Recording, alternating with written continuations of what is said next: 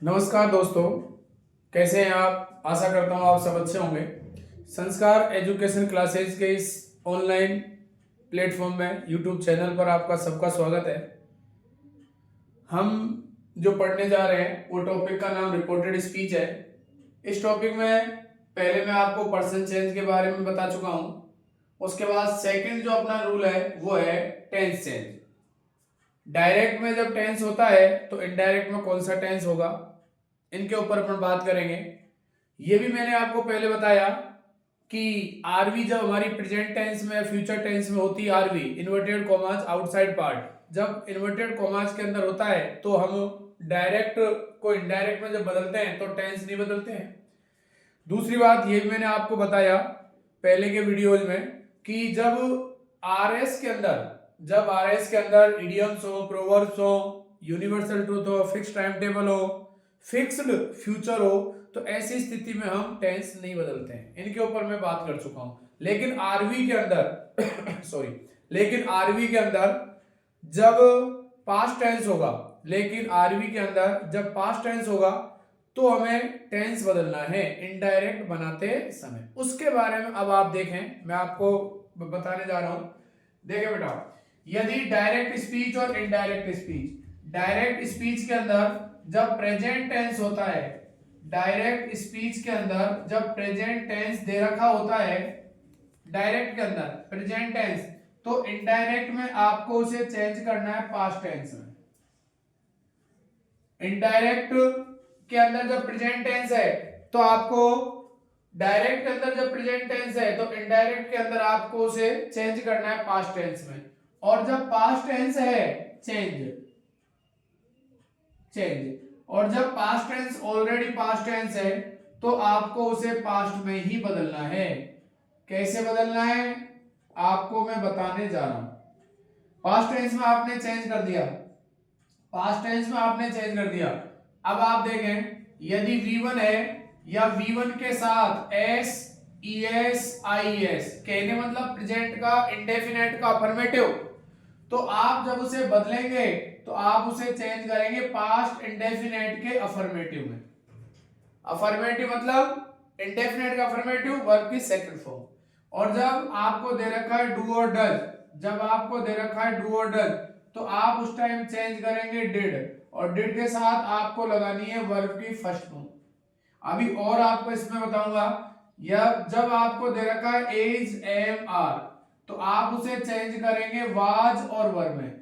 Is M R आप उसे change करेंगे वाज वर्ब में। और जब मान लो आपको दे रखा है हैज, आपको दे रखा है हैव, तो फिर आप उसे चेंज करेंगे हेड में। आपको दे रखा है हैज बीन, आपको दे रखा है हैव बीन, तो आप उसे बदलेंगे हैड बीन में। क्लियर। अब नेक्स्ट अपन बात करते हैं पास्ट का पास्ट। यदि आपको दे रखा है V2 अफर्मेटिव और आपको दे रखा है डिड के साथ V1 आएगी, तो फिर आप उसे चेंज करेंगे किसमें, हेड के साथ V3।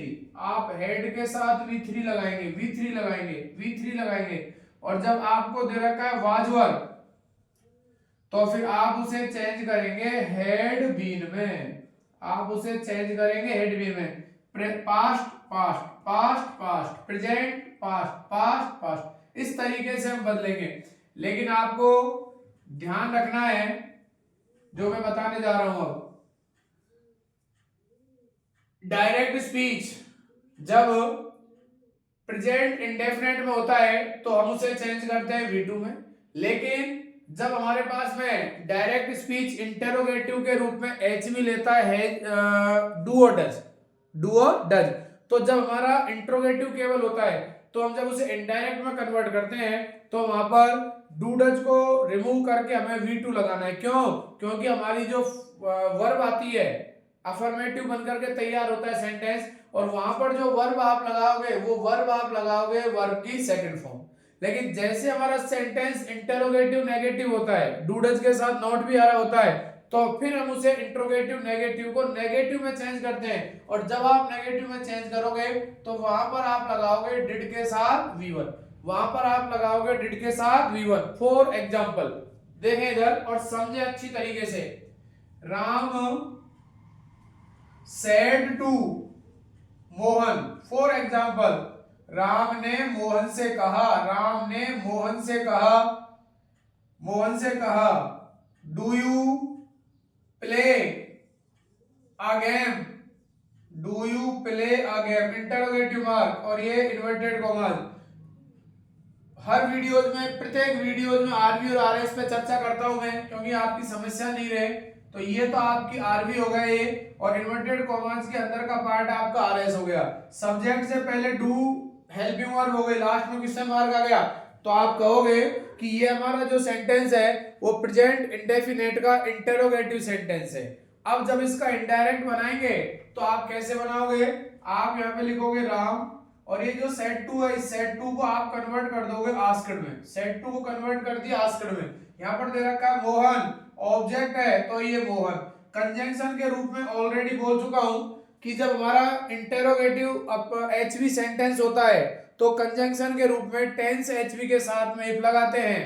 क्या लगाते हैं? इफ लगाते हैं। और सेट टू की जगह पर क्या लगाते हैं? आस्क लगाते हैं। इतना सा याद रखो कि कोई भी इंटरोगेटिव सेंटेंस आए, कोई भी इंटरोगेटिव सेंटेंस आए, उस टाइम आप सेट टू को चेंज करोगे आस्क्ड में। कौन कौन से interrogative? HV, tense interrogative, modal HV interrogative और डब्ल्यूएच वर्ड इंटरोगेटिव। उन तीनों में जो है आप सेट टू को रिमूव करके आस्क्ड लगाएंगे। लेकिन जब कंजंक्शन की बात आए तो टेंस एचवी के साथ कंजंक्शन के रूप में क्या लगाएंगे? इफ लगाएंगे। और कंजंक्शन के बाद आपको क्या लगाना है? सब्जेक्ट लगाना है। और यहाँ पर सब्जेक्ट क्या था? यू।